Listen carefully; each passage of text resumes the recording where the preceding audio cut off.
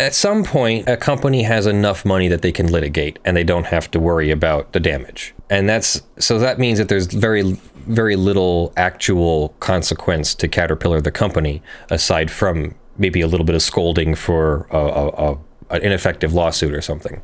Usually, I would not expect, like, the company to fold or something like that. This is a community-supported legal education channel. Find out how you can support our mission at the links in the description below. We're going to go on a little USPTO journey here, uspto.gov. And we're going to go to trademarks. We're going to search the trademark, basic word search, exact search phrase, cat and cloud. And look, there's 2 registrations for cat and cloud. I'm going to open up both of them and we're going to look at the second one first. So the second one is Cat and Cloud, owned by Cat and Cloud Coffee, a limited liability company on San Lorenzo Avenue in Felton, California. You can go visit them. This is not a bad thing. They would probably like your business. So you can see here for goods and services, this is a coffee shop. And we can scroll down here and see under goods and services here, we can confirm as well, this is a coffee shop. And look, let's look at their registration here. Filed 2017 or 15, registered 2017, and first used in commerce 2016, September 30th, 2016. Status, registered. This registered date is used to determine when post-registration documents are due, etc. Great. Okay, what do you want about Leonard? Here is Cat and Cloud, also registered to Cat and Cloud Coffee on San Lorenzo Avenue in Felton, California.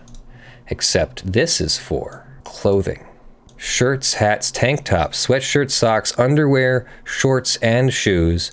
First used July 22nd, 2015. Well, let's see what the status of this mark is. A cancellation proceeding is pending at the Trademark Trial and Appeal Board. For further information, see T-Tab View. We'll be checking that out. Petition for cancellation.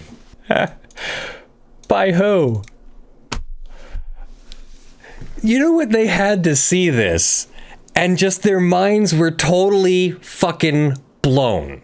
That their little coffee shop would become the target of none other than Caterpilla Inc. Are you freaking kidding me?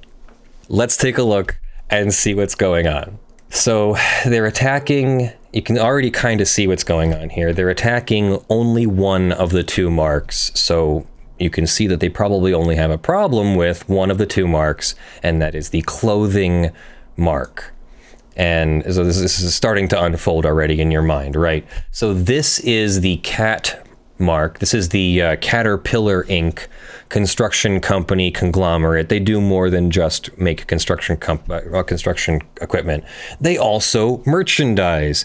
Go figure. We're going to see a bunch of these merchandising lawsuits, I think. Cat is suing them because Cat, the coffee company, uses the word cat in their merchandise as well. However, so far, spoiler alert, I don't see the logo used the same way. So this is a petition. I'm going to zoom out here a little bit. This is a petition by Caterpillar because it believes that Cat and Cloud is using the mark Cat and Cloud for clothing, etc., in violation, and they petition to cancel it. These are based on actual knowledge, which means that they've done their research at least. They're saying that they have used the cat mark for almost 70 years, with revenues exceeding $45 billion. They're on the Fortune 500. It's an expansive, famous trademark, and because it's a famous trademark, you can't use it on stuff. They do sell apparel, footwear, headwear, accessories, and distributed through catalogs, dealers, outlets, and third-party brick-and-mortar stores. You definitely can go get cat t-shirts and apparel and whatever. They're going to show you a bunch of examples. And I'm sure it's fine stuff, too. Like, I'm not knocking it. But there you go. You have a bunch of apparel that is branded with cat. Now, let's get to an example, because we're all waiting eagerly to see what is the offensive mark being used by Cat and Cloud, a California limited liability company? Are they really not going to provide any examples? They've got a really strong case here, guys. They're showing you all their evidence right up front here.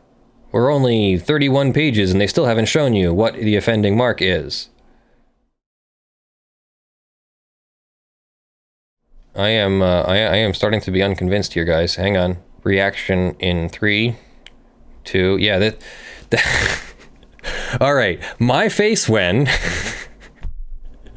Caterpillar files this trademark opposition and then doesn't show us what the offending mark is. So we'll go back. Hang on, we'll go back, because if you go here, we can see the offending mark. There should be a drawing or specimen, and here is Cat and Cloud, the website. So Cat and Cloud's website, here's probably a good example of their logo. If you wanted to see this, you could see how it's used. Do we really think that that is confusingly similar to that? Now, I can definitely see similarities, but we're talking about a 3-letter word. And you're asking us to find similarities in a 3-letter word? No. We're asking you to find it confusingly similar in the marketplace. Is it confusingly similar in the marketplace? If you went to the store to buy a Caterpillar hoodie, would you accidentally buy this hat thinking that it was made by Caterpillar? I don't see it. I'm sorry, I don't see it. Let's find another example. I guess they took a bunch of stuff off of their website because they were concerned about it. All products. Okay, so here's another one.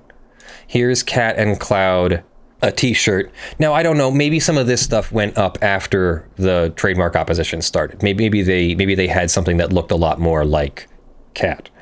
In fact, to make sure that I didn't overlook something, let's just take a moment and go back and look at this document one more time and make sure that I didn't skip over something being sold by them. This sounds like somebody has a friend in the law firm that is litigating this, and they had some extra money lying around for the fiscal term or something. Yeah, I mean, so at some point, a company has enough money that they can litigate, and they don't have to worry about the damage. And that means that there's very, very little actual consequence to Caterpillar, the company, aside from maybe a little bit of scolding for an ineffective lawsuit or something. Usually, I would not expect like the company to fold or something like that. So they don't have a whole lot of motivation, to not sue people, other than the ethics of it, because they can just go and sue people.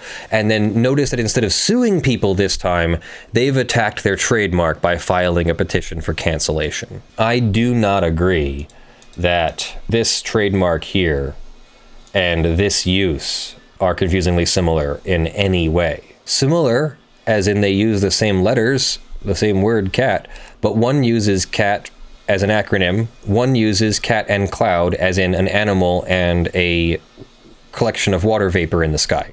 And they uses them together. You don't see Cat and Cloud here used without Cat and Cloud. So it's only used together. I don't see there being actual confusion in the marketplace, and I would need them to point to actual confusion.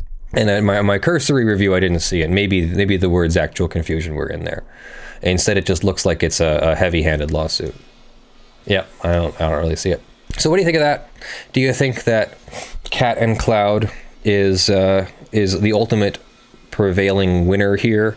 I would just need to make sure that they have the support that they need to get there. Or do you think that because Caterpilla Inc. is so big and famous that you just simply can't use the word cat on any clothing anymore? I don't think that second part's true, but I would love to hear your thoughts, even if you don't agree with me. Let's just have a pleasant conversation. Firefly Cat and Cloud is paying lawyers to defend their trademark. It's they've been paying a lot of money. I think they've paid over $10,000 now. That is our show. Thank you to our supporters for the month of June. This channel would not exist without your financial support. At the $50 level, thank you to John Steele, Gavin Barnard, Kyle Mudrak, Eevi, Michael Pearce, Terry Crisp, Richard Fournier, Spirit Bear, Jan Negrey, Daniel Perez, Aspernari, and Snorre Wisotzky. Thank you very much for your support at the $50 level. And thank you to the $5 plus supporters scrolling on the LED panel behind me and in the description below. You're all in the description below. And thank you very much for your support. We'll drop these stories about once per day, so you can expect that if you click that bell, you'll get about one Lawful Masses story per day. Otherwise, just click the subscription button and you'll get us in your feed from time to time, and hopefully you give us a click. So if you have any particular stories you'd like to see us do one of these analyses on or reviews on, give us drop us a line. You can find us at Twitter at Leonard J. French, or you can find us on Discord. I think there's a link in the description. And you can email us at business@lawfulmasses.com. I think Brandon checks that one.